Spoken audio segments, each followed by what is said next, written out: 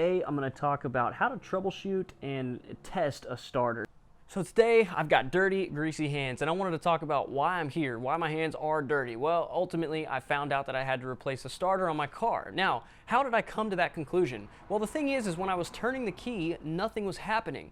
And in my way of troubleshooting, which I think is the best way, I don't just jump to the most drastic conclusion first. What I like to do is I like to tackle the least expensive options. So the first series in my troubleshooting was making sure that my battery was charged. So I put it on a charger overnight, came back the next morning, and it was indeed charged.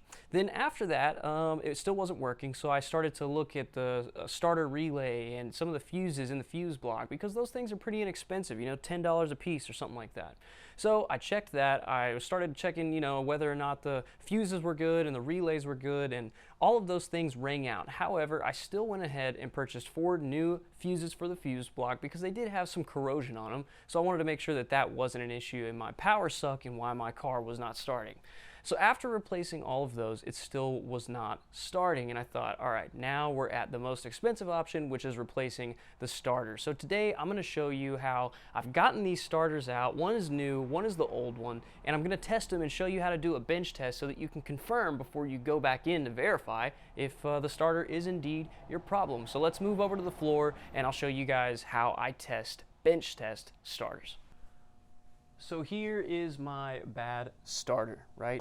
This is my constant 12-volt power, and this is my ignition, and this whole thing here is the ground, right? So what I'll do is I'll take my power supply box and I'll hook it up, hook the ground up here, make sure I have a nice good ground.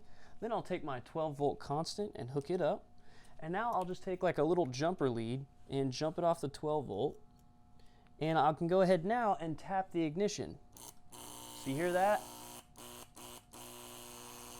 So now I know that the starter is indeed what was wrong, because there should be a wheel that's, hey-oh, there we go. Now we're talking. It started spinning, but there should be a wheel right here that jumps out to engage the starter, and you can see that it's not really performing that function very well. So that's me tapping it, it's not coming out. So now I want to show you what a good starter looks like. You hear that? That's it trying to come out. As if it had enough power, it would come out. So let's see here. You see that? That's a good starter. It's jumping out like that. You can see the starter wheel jump out really good. You can hear it sounds good. So that is what a good starter should look and sound like. So now I know for sure that my starter was the issue. Now I'm going to go ahead and put this starter back in, and then we'll check and see if it actually was what was working. But based on my bench test and the other things that I've done, I'm almost certain that that's what it was. So we'll check back in a second.